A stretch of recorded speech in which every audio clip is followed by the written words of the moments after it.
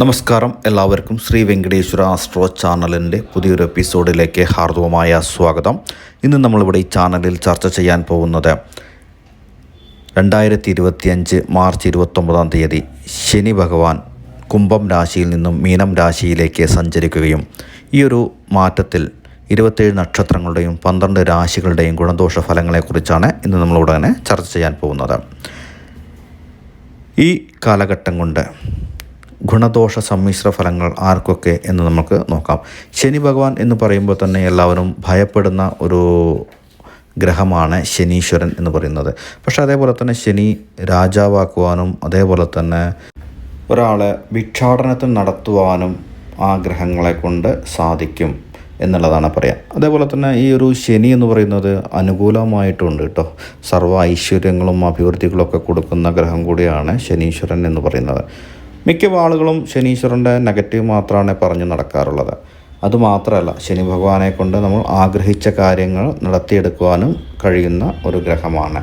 ജാതകത്തിൽ ശനി എന്ന് പറയുന്ന ഗ്രഹം നല്ല സ്ഥാനത്താണ് എങ്കിൽ ആ ശനി നിങ്ങൾക്ക് അനുകൂലമായ പലവിധ സൗഭാഗ്യങ്ങളും കൊണ്ടുവന്ന് തരുന്നതായിരിക്കും എന്നുള്ളതാണ് എടുത്തു പറയേണ്ടതായ മറ്റൊരു കാര്യങ്ങൾ.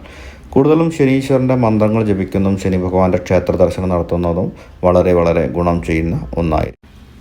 കർക്കിടകക്കൂറ് അല്ലെങ്കിൽ കർക്കിടക രാശി ഫലങ്ങളാണ്. കർക്കിടകം രാശിക്കാർക്ക് ശനി മാറ്റങ്ങളെ കൊണ്ട് ഉണ്ടാകുന്ന ഗുണദോഷ ഫലങ്ങളെക്കുറിച്ചാണ് പറയുന്നത്.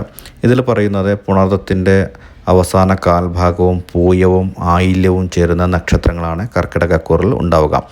ഈ നക്ഷത്ര ജാതകർക്ക് ശനി 9ാം സ്ഥാനത്തിലേക്ക് സഞ്ചരിക്കുകയും ഭാഗ്യസ്ഥാനത്തിലേക്കും അതേപോലെ തന്നെ ധർമ്മങ്ങൾ ചെയ്യുവാനും ദയവുണ്ടാകുവാനും പുണ്യങ്ങൾ അല്ലെങ്കിൽ പുണ്യസ്ഥലങ്ങൾ സന്ദർശിക്കുവാനും ഉള്ള ഒരു സ്ഥാനമാണ് 9ാം ഭാവം എന്ന് പറയുന്നത്. പൂർവികരുടെയും ഭാഗ്യത്തിൻ്റെയും ധർമ്മത്തിൻ്റെയും പുണ്യങ്ങളുടെയും അനുഗ്രഹങ്ങൾ ചൊരിയുന്ന ഒരു കാലഘട്ടമായിരിക്കും. വൈരാഗ്യത്തോടെ മുന്നേറി പണം സമ്പാദിക്കുകയും ഭാഗ്യങ്ങൾ വന്നു ചേരുകയും ചെയ്യുന്ന ഒരു കാലഘട്ടമായിരിക്കും. രോഗങ്ങളിൽ നിന്നും മുക്തി ലഭിക്കുകയും നിങ്ങളുടെ സ്വഭാവത്തിൽ മാറ്റങ്ങൾ വരുന്നതിനും ബന്ധുജനങ്ങളെ ഓർത്ത് മനോവിഷമം ഉണ്ടാക്കുകയും ചെയ്യുന്ന ഒരു കാലഘട്ടം. കഷ്ടതകൾ മാറുന്ന ഒരു കാലഘട്ടം കൂടിയാണ് ഈ ഒരു ശനിയുടെ മാറ്റങ്ങളെ കൊണ്ട്. മനോസുഖം ലഭിക്കുകയും രോഗങ്ങൾ മരുന്നും മൂലം കഴിക്കേണ്ടതായി വരികയും ഔഷധ സേവയിലൂടെ ഫലം ലഭിക്കുകയും ചെയ്യും. ധർമ്മപ്രവർത്തികൾക്ക് തടസ്സങ്ങൾ ഉണ്ടാകും.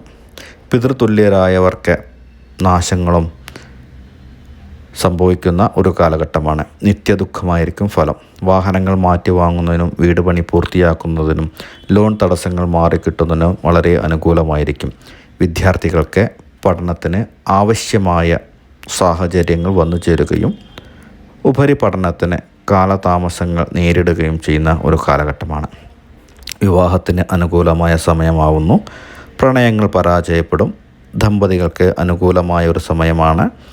കലഹിച്ച് പിരിഞ്ഞ ദമ്പതികൾ ഒന്നുചേരുന്നതിനും സന്തോഷത്തോടെ ജീവിക്കുന്നതിനും വളരെ അനുകൂലമായ ഒരു കാലഘട്ടമാണ് എന്ന് പറയുന്നു. കാർഷിക മേഖലയിലുള്ളവർക്കും വളരെ അനുകൂലമായ ഒരു കാലഘട്ടമാണ് വന്നു ചേരുന്നത് എന്നാണ് ഇതിലെടുത്ത് പറയേണ്ടതായ മറ്റൊരു കാര്യം കൂടി.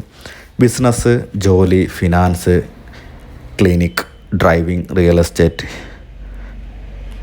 അതേപോലെ തന്നെ കൺസ്ട്രക്ഷൻസ് മേഖലയിൽ വളരെ പുരോഗതി വന്നു ചേരുന്ന ഒരു കാലഘട്ടം കൂടിയായിരിക്കും. പുതിയ തൊഴിൽ മേഖലകൾ ആരംഭിക്കുന്നതിനും വളരെ ഗുണങ്ങൾ ചെയ്യുന്ന ഒരു കാലഘട്ടമാണ്.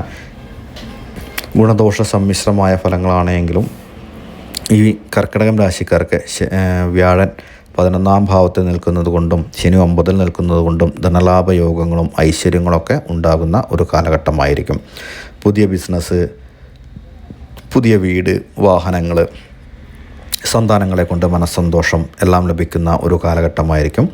ദേഹത്തിന് അസുഖങ്ങൾ വരാതിരിക്കാൻ പ്രത്യേകം ശ്രദ്ധിക്കണം. ശ്വാസം മുട്ടൽ, അതേപോലെ തലവേദന, രക്തസംബന്ധമായ വ്യാധികൾ എല്ലാം ഉണ്ടാകും. പ്രത്യേകം ശ്രദ്ധിക്കേണ്ടതാണ് എന്ന് പറയുന്നു. സന്താനങ്ങളില്ലാത്ത ദമ്പതികൾക്ക് സന്താന യോഗങ്ങൾക്കും വളരെ അനുകൂലമായ ഒരു കാലഘട്ടമാണ്. കൊടുക്കൽ വാങ്ങലുകളിലൂടെ നമ്മൾക്ക് പുതിയ ഒരു ബിസിനസ്സും കാര്യങ്ങളും ഉണ്ടാക്കിയെടുക്കുവാൻ നിങ്ങൾക്ക് കഴിയുന്നതായിരിക്കും. പൊതുവെ നല്ലൊരു സമയമാണ് എന്ന് പറയുന്നു. എങ്കിലും ശനി ഭഗവാന്റെ മന്ത്രങ്ങൾ ജപിക്കുന്നതും വളരെ ഗുണം ചെയ്യും എന്നുള്ളതാണ് എടുത്തു പറയേണ്ടതായ മറ്റൊരു കാര്യം.